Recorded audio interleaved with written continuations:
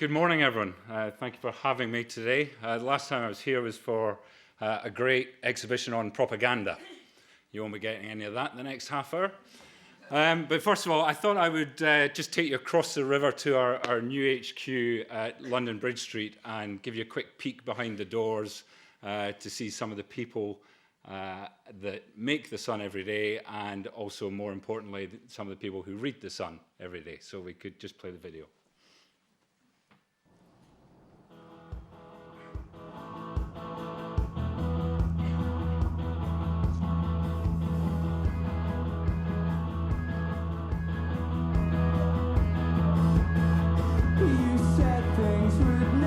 Change, but sometimes they get rearranged. I know that you know. You said I could keep you safe, then up to the left without a trace. I know that you know. Obviously, I'm bitterly disappointed by the result of the judgment today. Today represents vindication for the Sun and its journalists. We've always stood by our story and continue to do so.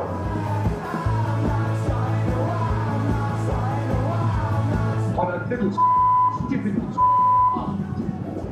Do you get any of this?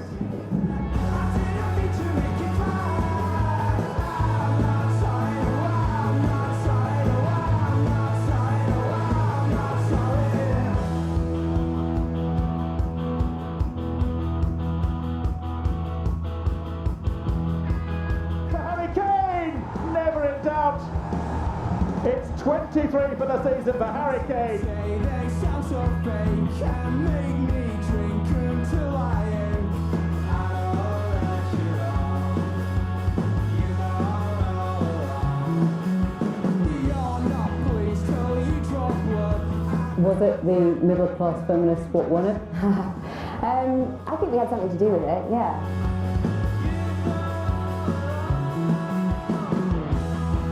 What do you think? My flabber is ghasted. If it wasn't for the campaign, I probably wouldn't have been so quick in getting myself checked out and diagnosed with breast cancer.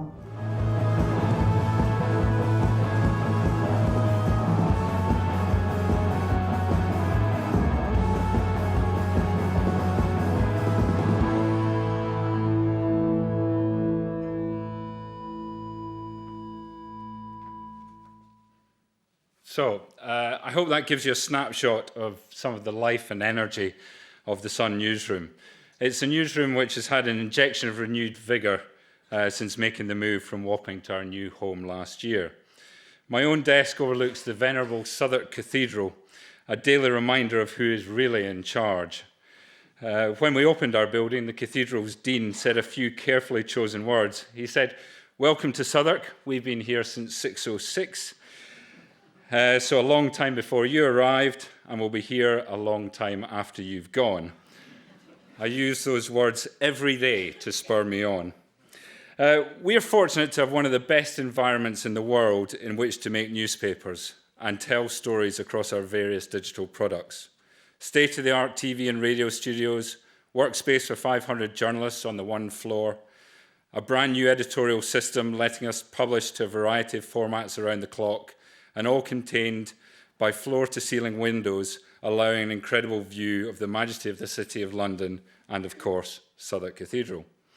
This is all a far cry from where it started for me on the Sun nearly 25 years ago in a warehouse in Glasgow overlooking the M8. And you had to go outside to see the M8 because actually there were no windows at all. It's also not a bad metaphor for media then and now. When I did my first shift as a casual reporter in December 1990, this was the Sun of 4 million copies a day. In a world of 4 TV channels, a barely born Sky, a few commercial radio stations, and of course the BBC. The media windows in the world were very large, but there weren't many of them. It didn't feel like we were a massive window in Scotland in 1990. Mainly because we were selling around 200,000 a day compared to the Daily Record's 750,000. We were very much the challenger brand. Over the next 15 years, the Scottish Sun made serious inroads into the Record, through a combination of hunger, determination, and that special sauce of the Sun, humour. Incredibly, by July 2006, the Scottish Sun had overhauled the record to become the best-selling paper in Scotland, a position it has retained to this day. Just compare and contrast the situation in the UK, going back to those windows.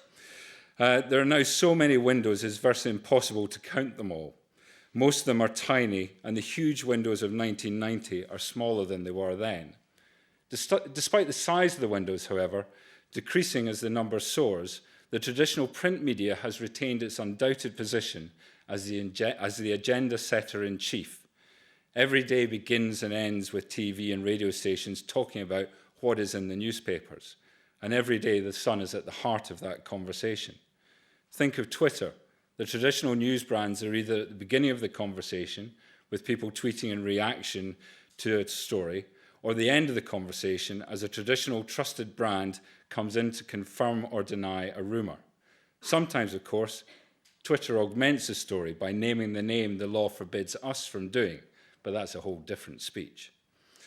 What has actually happened today is that although our window on the world, our daily circulation, is smaller than it once was, our reach and penetration is significantly higher. More people are reading the Sun stories than ever before, although they may not actually realise that we were the original source.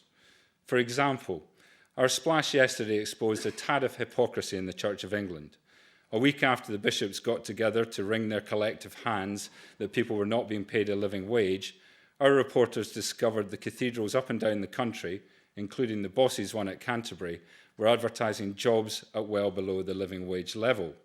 Not so smart now, Dean of Southwark.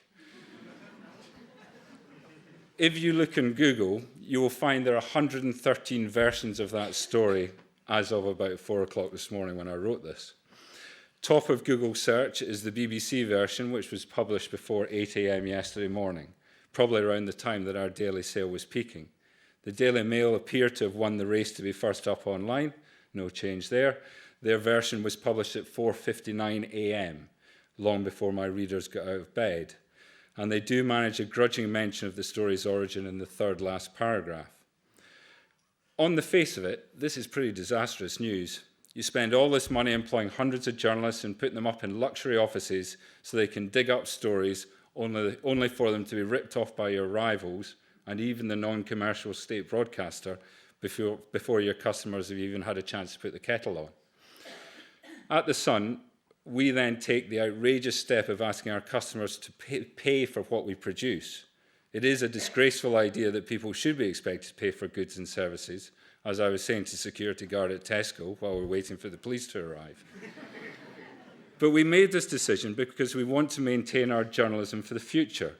And what we've discovered is there's an insatiable demand for the journalism The Sun produces. That may be individual stories like yesterday's Wages of Sin splash that are plucked from the tree and then spread to the four winds, or it may be the whole package. Please leave prejudice and preconceptions at the door. The Sun continues to be Britain's most popular newspaper, and Scotland's. We continue to be Britain's most ripped-off newspaper. We continue to be Britain's most relevant newspaper. We continue to be Britain's most controversial paper. We continue to be Britain's most loved newspaper. We continue to have more ABC One readers than our highbrow rivals. We continue to reach the parts of Britain most can only dream of. As the world becomes increasingly fragmented and those windows we discussed earlier get smaller and more numerous, our scale becomes ever more important. We sell over 2 million editions in print and digital on average every day. No bulks, no giveaways, no bottles of water. 2 million Brits making the effort to go to the newsagent, the supermarket, the garage, or online and putting their hands in their pockets and splashing out on something they actually want to read. There is literally no other media that will give you 5 million readers every single day of the week. You might be able to do it on X Factor or Britain's Got Talent or Corrie, but the opportunities are limited to a few minutes a week, or in the case of X Factor and BGT, a few minutes a week for a few months of the year. Why do you think there's not an anti-page 3 campaign battering down the doors of the Daily Star? It's because it sells about 20% of what we sell. What's on the front page of the Star doesn't make a difference. The Sun says something and everyone sits up and takes notice. Our readers' lives are entwined with the brand, and the non-readers are drawn to the flame. Oh, how they hate themselves for it. I've been fortunate enough to work in almost every department of The Sun. I've been a reporter, I've written features, I've night edited, which basically means writing the headlines and laying out the pages. I've even done a spot of picture editing in my time, and then they made me editor. I love The Sun because we get to cover everything, literally, under the sun. Yesterday's conference ranged from ISIS to Rita Ora's Oscars dress, to Jose Mourinho's referee huff, to ghosts at Hampton Court, to the going rate for speeches by former foreign secretaries. And that, in case you're wondering, appears to be £5,000 more than the going rate for speeches by serving national newspaper editors. The secret of our success is that while we can and do get serious and angry on a daily basis, we also have a lighter touch, and there will always be something that leaves you with a smile on your face. We get to write great headlines and project our stories in exciting and innovative ways. While I was asked to write for the book that accompanies this conference, one of the questions was, what was your favourite headline of 2014? I could have chosen any number of important stories that we covered over the year, but I actually picked the Dorchester Hotel liaison between Shane Warne, the cricketer, and Ultimo Bra creator Michelle Mone. The headline, over-the-shoulder bowler bowls over the-shoulder boulder holder moulder. Nobody else could write that headline. I can't quite picture it in the pages of The Times or The Guardian. It wouldn't appear on Mail Online, the algorithm wouldn't like it, and it wouldn't gather the clicks. It is the very essence of what sets the Sun apart from the crowd. We are prepared to take risks. We know we are going to get people talking. We know that whatever we do, we are going to generate a Pavlovian response from our critics. But we also know the silent majority are quietly cheering away. In the video at the beginning, we touched on page 3 and the campaign, the breast cancer campaign, which we ran in conjunction with a charity called Copper Feel and its amazing founder, Chris Halenga, who herself is suffering from terminal breast cancer.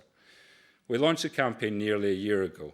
Our ambition was to raise awareness of breast cancer and the importance of regularly checking for the signs of the disease through the mechanic of Check 'em Tuesday. Copper Feel we're also a very small charity with a big story to tell, particularly to a younger audience. It was a perfect fit. We knew there would be the normal storm of protest, but it was well worth it for what we achieved. Apart from the cases whose lives were saved because they took heed of the campaign, a survey we carried out 6 months into the campaign showed that 59% of Sun readers were checking their boobs once a month, compared to just 32% for non-readers. An incredible statistic that literally changes lives. I had lunch with a former Labour cabinet minister during the campaign, and she said to me, I think the aims of the campaign are good, but you didn't have to use page 3. Of course we did. What a load of nonsense. We had to use page 3. If we hadn't, it would have been yet another generic, dare I say it, dull campaign that would have had a negligible impact. When we do something, we don't do it by halves. We go all in. We get behind it, we commit. The joy of newspapers compared to the Ofcom environment of TV and radio is that we are partisan. We are outrageous. We are an uncomfortable place to be. Journalism is an exhausting profession. It never stops. There is always an argument to be had. There are sides to be taken. And that's what keeps the audiences coming back for more. That is what has secured and now maintains our place in the media landscape. We know there's a lot of work to do on the digital side of the business. We have to make it easier for our customers to consume our products online, and we have to keep working to translate the Sun's special sauce from print to digital. We have made strides with our acquisition of Football Gold's rights, which have generated millions of views. Our Dream Team game is the most popular fantasy football game in the country, and our 950 holidays and everyday perks continue to drive family value. I love Sun readers. They're passionate, committed, interesting, caring, involved, and most importantly, real bloody people. This was brought home to me when we ran an appeal in the wake of the Philippine typhoon Haiyan in November 2013. It wasn't the world's worst natural disaster, but it displaced 4.1 million and killed more than 6,000 people. We were the only newspaper to launch an appeal around the story. The day after we published, Simon Cowell called me up to ask how the X Factor could get involved. We ran a very short appeal when we invited readers to text a number to give us £1.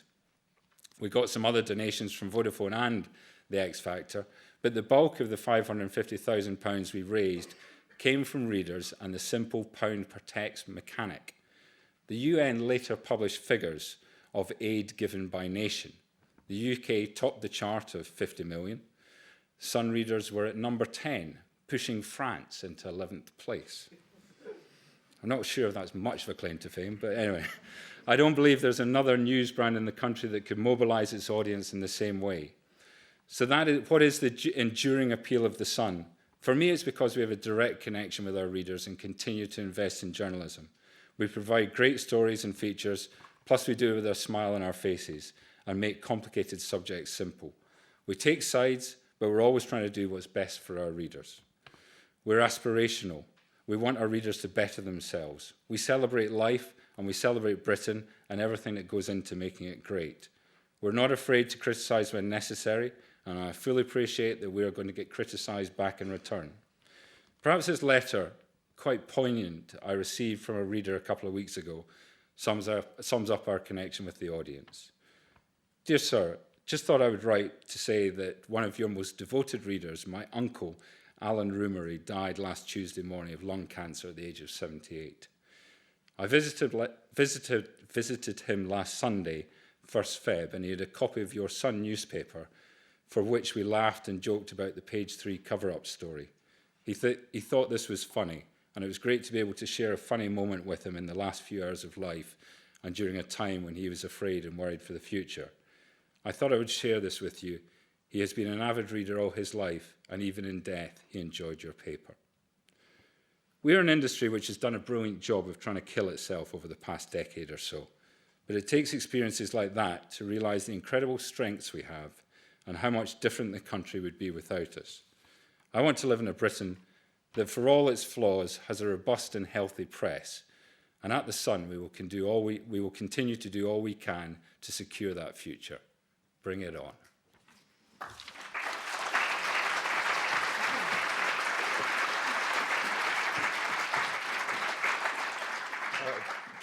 David, thanks very much for a glimpse inside the world of The Sun. And we can't afford to pay you, I'm afraid, what Jack Straw gets, but we have got a candle for you, which is the best that we can manage. Makes all the difference. David has said that he'd take a couple of questions. We've got just 5 minutes, so if anyone has a question, please raise your hand and tell us where you're from. There's one over there, Simon. Hi, Simon Redican from NRS. Can you hear me? Yes. Yeah. I can't hear myself. You mentioned other organisations profiting from using your content. Do you think there's a mechanism that the market could come up with, or the government could come up with, that sees people who produce content properly compensated for it if other people use it? I hope it's not. Can you hear me now? Yeah. I maybe need to go back here. I hope it's not the government that comes up with it. I think that would be. I wouldn't like to go down that road. I think it's really difficult. Pictures are one thing. Video is one thing. You know, something IP that you can easily protect. How you protect, a one-fact story, I think is next to impossible.